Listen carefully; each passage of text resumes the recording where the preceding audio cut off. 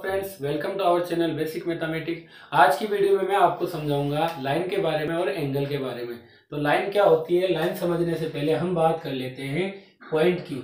Point आप लोग जानते ही हो कि कोई भी शार्प बिंदु होता है उसे हम पॉइंट कहते हैं। अब पॉइंटों से मिलकर अगर बहुत सारे पॉइंटों को मैं इस तरीके से लिख दूं तो ये हमारी मिलकर क्या बनाती है, एक लाइन का निर्माण कर देते हैं पॉइंट। तो ये लाइन बनती है इस तरीके से, यानी कि बहुत सारे पॉइंटों को मिला दिया जाता है तो एक लाइन बनती है। अब लाइन के कुछ टाइप होते हैं, तो सबसे पहले हम बात करते हैं लाइन सेगमेंट की। लाइन सेगमेंट क्या होता है, जिसको हम हिंदी में बोलते हैं रेखाखंड। रेखाखंड। अब रेखाखंड क्या होता है, लाइन सेगमेंट वो लाइन होती है जिसके दो एंड पॉइंट होते हैं, यानी कि ये हमारी क्या कहलाएगी, लाइन सेगमेंट। या इसके कितने एंड पॉइंट है, दो एंड पॉइंट। इसको मैंने दे दिया नाम ए और इसको नाम दिया मैंने बी, तो ये हमारी लाइन सेगमेंट होती है। इसका एग्जांपल अगर हम बात करते हैं, ये एक मार्कर है, इसके दो एंड पॉइंट है, एक ये वाला और एक ये वाला। तो ये इससे ना तो ज्यादा है और ना इधर ये ज्यादा है, तो यहाँ पर ये इसकी एंड पॉइंट हो गई। तो ये हमारा लाइन सेगमेंट का एग्जांपल होता है। यानी कि लाइन सेगमेंट होती है जो बस एक फिक्स लेंथ होती है, उसे हम लाइन सेगमेंट कहते हैं। दूसरी हम बात करते हैं जो है हमारी लाइन। अब लाइन क्या होती है कि अगर हम इन लाइन सेगमेंट को दोनों साइड से एक्सटेंड कर दें, यानी कि बढ़ा दें, इस साइड से भी बढ़ा दें और इस साइड से भी बढ़ा दें और ये आगे तक जाएगी, अब ये कहीं पर भी खत्म नहीं होगी, तो इसको हम बोलेंगे लाइन। लाइन का कोई भी एंडिंग पॉइंट नहीं होता, ये हमेशा बढ़ती ही जाएगी। ये जो दो एरो लगाए ये इसी को रिप्रेजेंट कर रहे हैं कि ये लाइन कभी भी एंड नहीं होगी। जबकि लाइन सेगमेंट क्या होता है, दो एंड पॉइंट होता है, उनके अंदर वो बस एक लिमिटेड दूरी होती है, डिस्टेंस होती है। तो लाइन सेगमेंट और लाइन में ये डिफरेंस है। उसके बाद हम तीसरी बात करते हैं, तो तीसरी आती है हमारी रे। अब रे को हम हिंदी में बोलते हैं किरण, हिंदी में इसको किरण बोलते हैं, और लाइन को हम बोलते हैं हिंदी में रेखा। अब देखो किरण की आपको कॉन्सेप्ट आप जानते ही हो, किरण क्या होती है। किरण वो होती है एक पॉइंट से जो हमेशा एक दूसरी तरफ जाती ही रहती है, जो आगे बढ़ती ही रहती है। जैसे अगर हम बात करते हैं, ये हमारा सूरज है, ये एक पॉइंट है, इससे ही तो किरण निकलती है बहुत सारी, और बस ये अपनी अपनी दिशा की ओर बढ़ती जाती है।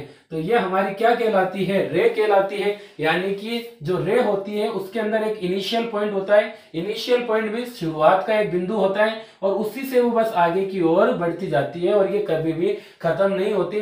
तो ये हमारा कहलाता है रे। तो रे आपको समझ में आ गया, एक इनिशियल पॉइंट होता है जिसको हम ओ भी मान सकते हैं, ठीक है, और ये एक तरफ ही बढ़ती जाती है। जबकि लाइन हमारी दोनों तरफ बढ़ेगी, और लाइन सेगमेंट बस जिसके दो एंड पॉइंट होते हैं। तो मैंने बता दिया आपको लाइन सेगमेंट के बारे में, लाइन के बारे में और रे के बारे में, किरण के बारे में। चौथी चीज हम बात करेंगे जिसे हम बोलेंगे इंटरसेक्टिंग लाइन। इंटरसेक्टिंग लाइन को हिंदी में बोलते हैं, इंटरसेक्टिंग लाइन को हम हिंदी में बोलेंगे प्रतिच्छेदी रेखा। अब इंटरसेक्टिंग लाइन क्या है, दो लाइन मैंने ले ली, एक लाइन ये जिसको मैंने दिया नाम L1 और एक लाइन मैंने ले लिया L2। अब ये दोनों लाइनें एक दूसरे को एक पॉइंट पे कट कर रही है, एक दूसरे को एक पॉइंट पे कट कर रही है, तो इसे हम बोलेंगे इंटरसेक्टिंग लाइन, जिसको हिंदी में बोलते हैं प्रतिच्छेदी रेखा। और जहां पे ये कट करती है, जिस पॉइंट पे ये कट करती है, उस पॉइंट को हम बोलते हैं इंटरसेक्टिंग पॉइंट। क्या बोलेंगे उसको, इंटरसेक्टिंग पॉइंट। इसको हम और से भी रिप्रेजेंट करते हैं। उसके बाद हम बात करेंगे फिफ्थ जो लाइन होती है, वो होती है पैरेलल लाइन, जिसको हम हिंदी में बोलते हैं समांतर रेखा। अब देखो इंटरसेक्टिंग लाइन तो क्या होती है, जो एक दूसरे को कट कर देती है एक पॉइंट पे।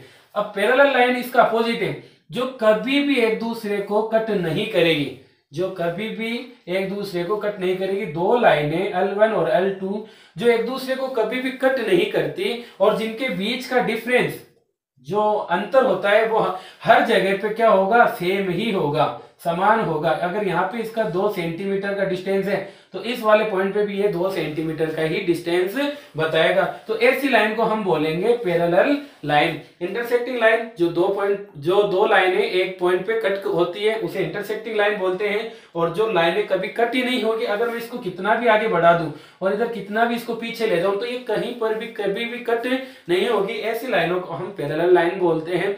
तो ये तो था हमारा लाइनों का कॉन्सेप्ट। इसका रिवीजन देख लेते फटाफट। सबसे पहले मैंने आपको बताया पॉइंट एक शार्प पॉइंट होता है। कोई भी बिंदु अगर हम पेंसिल से छील कर अगर किसी पे पॉइंट लगाएंगे तो वो हमारा पॉइंट कहलाता है। और फिर उसके बाद में मैंने आपको बताया कि बहुत सारे पॉइंट मिलकर एक लाइन बना देते हैं। और फिर मैंने लाइन सेगमेंट के बारे में बताया, तो लाइन सेगमेंट को हिंदी में बोलते हैं रेखाखंड। लाइन सेगमेंट क्या होता है? ऐसी लाइन जिसके दो एंड पॉइंट हो, जो बस एक लिमिटेड दूरी तक ही बनी हो, उसको हम लाइन सेगमेंट बोलते हैं। उसके बाद मैंने आपको रेखा बताया यानी लाइन। जो लाइन क्या होती है? जिसका कोई अंत ही ना हो, जिसका कोई भी अंत ना हो, जो हमेशा बस बढ़ती ही रहेगी, वो हमारी लाइन कहलाती है। तीसरी मैंने बताया आपको रे क्या होता है कि एक इनिशियल पॉइंट से शुरू होके एक दिशा की तरफ इनफाइनाइट चलती रहती है, हमेशा बढ़ती रहती है, इसको हम रे कहते हैं। उसके बाद मैंने आपको इंटरसेक्टिंग लाइन बताई, तो दो लाइनें ले लो और दो लाइन अगर किसी एक पॉइंट पे कट हो रही है तो वो हमारी इंटरसेक्टिंग लाइन होती है, और जहां पे कट होती है उसको इंटरसेक्टिंग पॉइंट बोलते हैं। फिर मैंने आपको बताया पैरेलल लाइन। तो पैरेलल लाइन के अंदर क्या है? दो लाइनें जो एक दूसरे को कभी भी कहीं पर भी कट नहीं करेगी और उनके बीच का डिफरेंस क्या होगा? सेम होगा। तो ऐसी लाइन को हम बोलेंगे पैरेलल लाइन। अब हम बात करेंगे एंगल के बारे में। तो अब हम एंगल को समझते हैं। सबसे पहले आपको एंगल का एक छोटा सा कॉन्सेप्ट समझा देता हूं, जिससे आप हमेशा मतलब कहीं पर भी कंफ्यूज नहीं होंगे। एंगल हमेशा कॉर्नर के बीच में बनता है। अगर हम बात करते हैं किसी दीवार के कॉर्नर की, तो वहां पर भी एंगल बनेगा। अगर हम दरवाजे को उसकी पोजीशन से हटाकर खोल देंगे तो उनके बीच में भी एक एंगल बनेगा। तो एंगल क्या होता है? कॉर्नर के बीच में जो बनता है वो हमारा एंगल होता है। जैसे एग्जांपल के लिए मान लीजिए आपने एक दीवार इधर बनवाई, फिर आपने एक दीवार इधर बनवा दी, तो यहाँ पे एक कॉर्नर बन गया। तो इस कॉर्नर के बीच में क्या बनेगा? हमारा एंगल बनेगा। अब ये तो हम नॉर्मली कॉन्सेप्ट याद रखने के लिए इसको याद रखेंगे। एक्चुअल एंगल कैसे बनता है? एक्चुअल एंगल, जैसे आपकी एक रे थी जिसने एक पॉइंट से हमारी दो रेज निकल रही है। अब इन दोनों के अलग अलग डायरेक्शन में ये दोनों रेज निकल रही है, तो इनके बीच में हमारा एंगल बनता है। जब दो रे हमारी एक ही पॉइंट से अलग अलग डायरेक्शन के अंदर निकलती है तो उनके बीच में जो बनता है वो एंगल बनता है। अब एंगल हमारे कुछ टाइप के होते हैं, जैसे राइट एंगल जिसको हम हिंदी में समकोण बोलते हैं, न्यून कोण और अधिक कोण और रेखिक कोण, ये हमारे कुछ एंगल बनते हैं। ये भी हम समझ लेते हैं। जैसे आपने मतलब देखा ही होगा 90 डिग्री के एंगल को हम बोलते हैं राइट एंगल। ये लो राइट एंगल का कॉन्सेप्ट बस यही है, ये मेन एंगल होता है। इसी से हम फिर इधर उधर के एंगलों के बारे में पता करते हैं। तो राइट एंगल क्या होता है? ऐसा एंगल जो 90 डिग्री का होता है वो हमारा राइट एंगल कहलाएगा। उसके बाद अब राइट एंगल से जो छोटा एंगल होता है, यानी कि 90 डिग्री से जो छोटे एंगल होंगे ना सभी, वो हमारे एक्यूट एंगल कहलाएंगे। कौन सा एंगल कहलाएगा?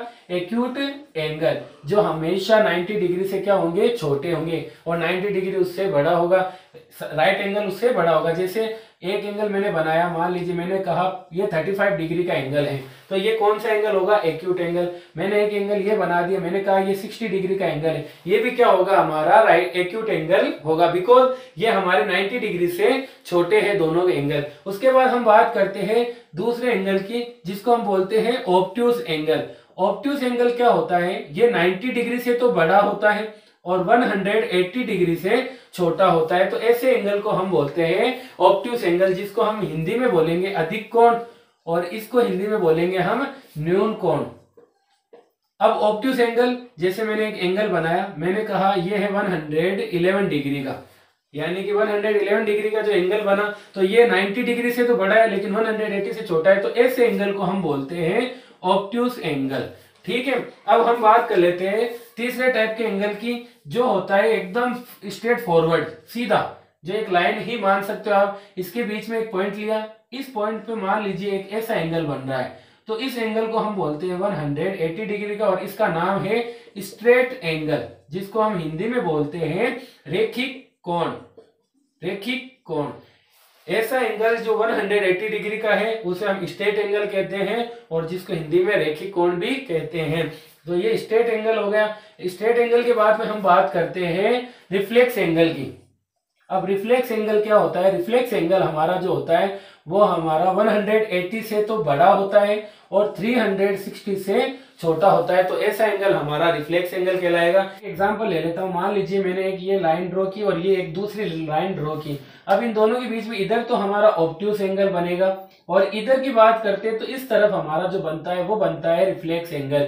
ये हमारा जैसे हो सकता है कि ये 270 का बन जाए, हो सकता है 250 का बने, तो ऐसे एंगल हमारे रिफ्लेक्स एंगल कहलाते हैं। उसके बाद लास्ट एंगल की बात करते हैं। जैसे मैंने एक लाइन ड्रॉ की और इस लाइन को मैंने यहां से घुमा फिरा के ऐसा पूरा टोटल घुमाकर मैंने इसी पॉइंट पे लाकर वापस इसको मिला दिया, तो यहाँ पे जो एंगल बनेगा वो एंगल बनेगा 360 का। तो इस एंगल को हम बोलते हैं कंप्लीट एंगल। इसको क्या बोलेंगे? Complete angle. क्यों बोलते हैं? क्योंकि ये एक पूरा राउंड कंप्लीट करती है, इस वजह से इसको हम कंप्लीट एंगल बोलते हैं। तो ये था हमारा एंगलों के बारे में। अब वापस मैं आपको बता देता हूँ। सबसे पहले मैंने आपको बताया कि एंगल कहाँ पे बनता है, तो दो कॉर्नर के बीच में एंगल बनता है। फिर मैंने आपको समझाया कि जब दो रेज एक ही पॉइंट से अलग अलग डायरेक्शन में निकलती है तो उनके बीच में जो बनता है वो हमारा एंगल बनता है। फिर मैंने आपको राइट एंगल बताया जो 90 डिग्री का होता है। 90 डिग्री से छोटे एंगल को हम एक्यूट एंगल बोलेंगे, 90 डिग्री से बड़े एंगल को हम ऑब्ट्यूस एंगल बोलेंगे, और जो 180 डिग्री का एंगल होगा उसको हम स्ट्रेट एंगल बोलेंगे, और जो 180 से बड़ा और 360 से छोटा होता है उसको हम रिफ्लेक्स एंगल बोलेंगे, और जो पूरा 360 का बनेगा एंगल उसे हम कंप्लीट एंगल बोलेंगे। तो ये था हमारा एंगलों के और लाइनों के बारे में वीडियो। Thank you.